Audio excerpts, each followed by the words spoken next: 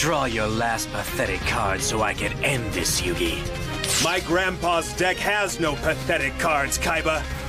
But it does contain the unstoppable Exodia. Ah!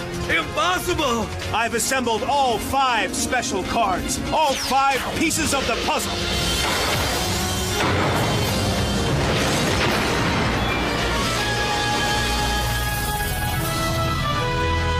Exodia!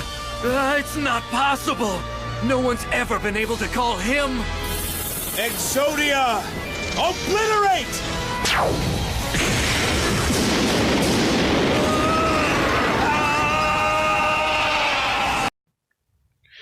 Hey everyone, Necromancer 1040 here, and today I finally got my Exodia 1-turn 1 deck profile for you guys. So yeah, I've had this for a while, and I just kind of been making a few tweaks to it here and there. But without further ado, here it is. Let's get into it. So this is an Exodia deck. So you want to be using all 5 pieces of Exodia. So here they are. That's self-explanatory. You need Exodia if you're going to be using an Exodia deck. So yeah, that's why.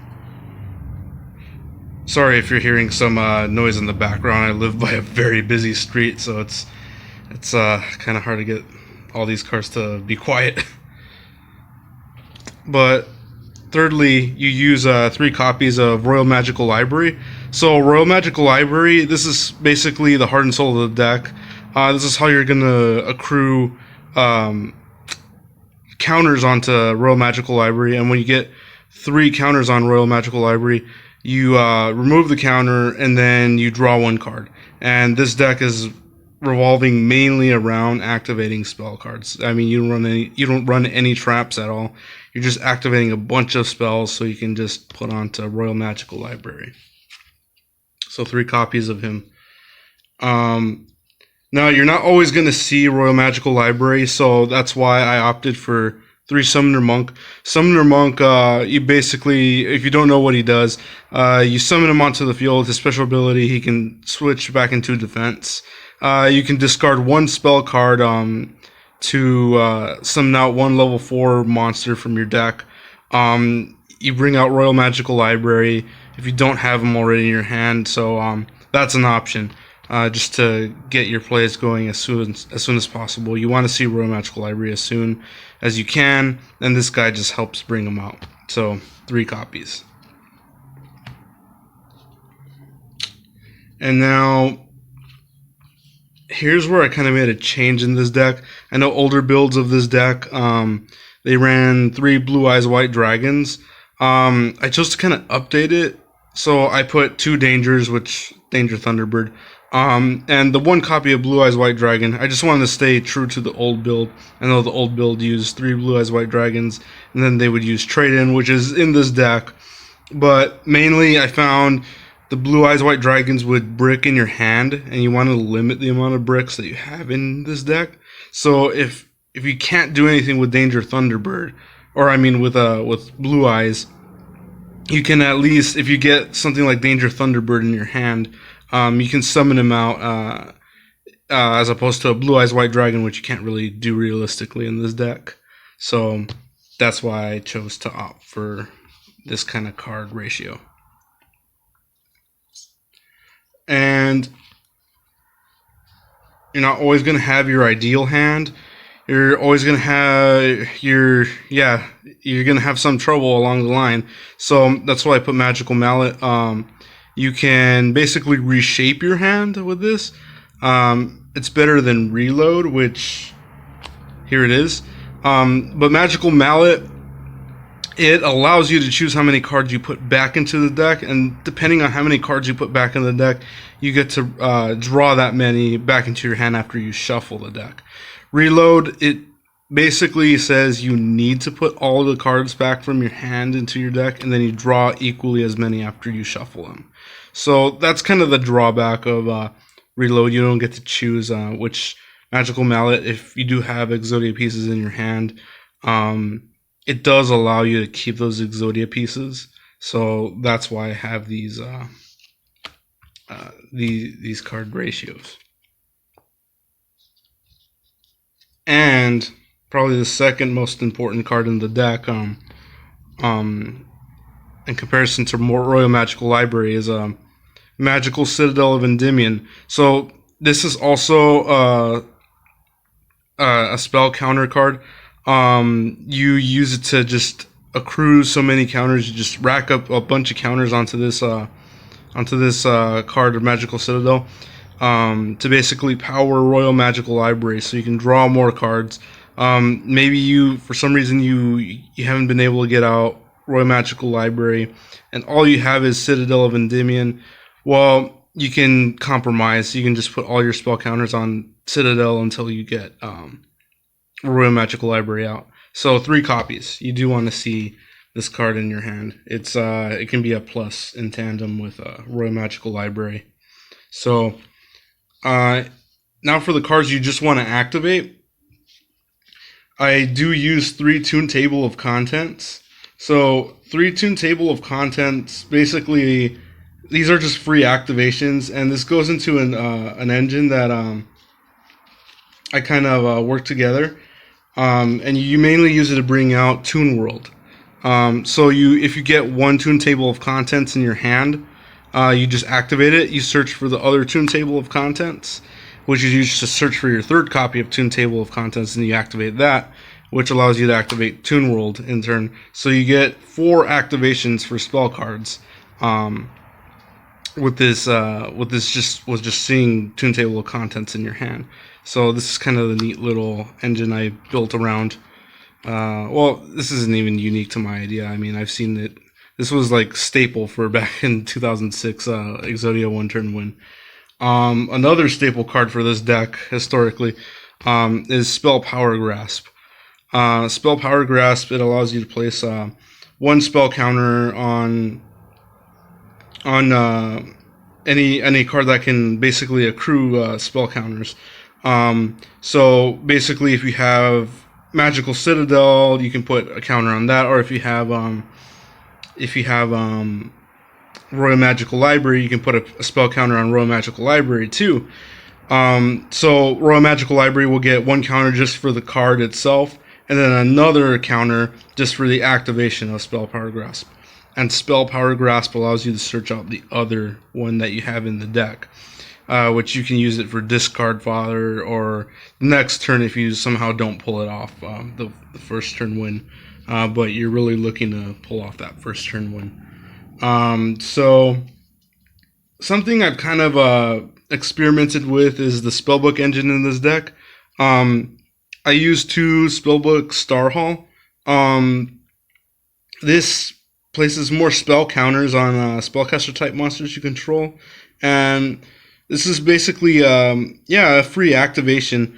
The reason why I have spellbooks in this deck to begin with is because they can search themselves out with stuff like Spellbook of Secrets. So basically, if you have Royal Magic Library out on your field, you play Spellbook of Secrets ideally. You get the 1 counter on Royal Magical Library. You search out your other spellbook card, and you basically cycle through your spellbook cards, and you just get a bunch of activations off of those. And the other spellbook cards I have in here is Spellbook of Knowledge. This is just for draw power. I used to use the bamboo swords, the broken bamboo sword, and the golden bamboo sword for draw power, but I found like they're kind of really bricky because they don't search each other, and you're kind of hoping you do have 2 of them in your hand, which sometimes you're left with just 1 and you just need the other, and that card isn't really doing anything for you at the moment. So the spellbook engine kind of searches for itself, and you can gain potential draws off of it. If you don't know what Spellbook of Knowledge does, just says send to the graveyard either 1 spellcaster monster you control or 1 other spellbook card from your hand, or face up on the field. It's a Spellbook of Knowledge, so you can send Spellbook Star Hall once you use that, and it gets you 2 cards. So that's why I use the engine I do. And just for digging through your deck a bit more, I use 2 copies of Hand Destruction. You can use 3 copies of Hand Destruction. I mean, I would recommend it. It's good. Obviously, you don't want to throw your Exodia pieces, but you can just throw those straggler cards like Spell Power Grasp once you've used them up, or just any card you don't need in your hand. So 2 Hand Destructions, yeah. And I use 1 Magical Stone Excavation. This just helps you bring back any spell that you may need from your graveyard. So you just send 2 cards to the grave. Again, it could be those other Summoner Monks you don't need in your hand at the moment, or whatever other card. You can essentially trade it in for a spell card that you do need from your grave. So that's why I use Magical Stone Excavation. I use 1 Day of Peace, Monster Reborn, Terraforming, and 1 copy of Trade-In.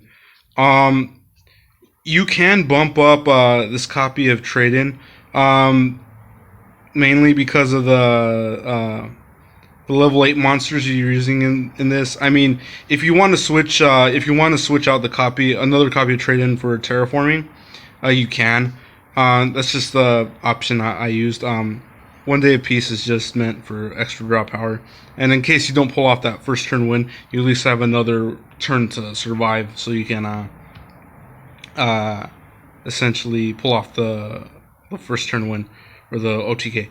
Monster Reborn is if you get Royal Magical Library into the grave, or it's destroyed by some reason, you can just reborn it, and then there you go, you're back on your first turn win. So yeah, that's the main deck. 40 cards, you have to keep it 40 cards.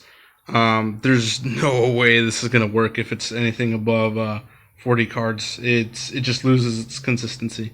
This deck doesn't really have a side deck per se, but I will show you a few options that you can use. So first off is just using another Magical Stone Excavation. You can always switch any other card that you don't need that you don't think is performing as well. You can switch it in for Spellbook, or not Spellbook, Magical Stone Excavation. So I just have the extra copy in the side. Well, yeah, just to the side. This is mainly meant if you notice you're having a hard time pulling off the first turn win, or your opponent's really preventing you from doing that. So you put Nightmare, Steel Cage, and you basically stall out the duel for a bit until you can get the first turn win.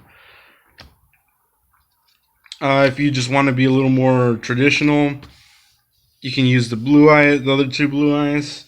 You can search them out with Summoner's Art. This is just another activation for Royal Magical Library and Citadel of Endymion. So that's kind of neat. If you didn't know, this helps you search out like a normal level 5 or higher normal monster. So Blueeyes essentially. And I just keep another copy of Reload, just in case if I want to mess with the ratios in the main deck. So that's just an option. Again, these are just all options if you guys want to use them. You don't have to use them. This is just meant to be like a template if you want. So I do keep the bamboo swords in this deck, but like I said, they're not ideal. They do kind of brick in a sense. So Golden Bamboo Sword allows you to draw 2 cards if you have another Bamboo Sword, which is a Broken Bamboo Sword, out on the field. It is neat once you get it to go off, but it can be really rough when you just have one of these bamboo swords in your hand and you don't have the other. So yeah, that's the kind of issue that I was trying to evade.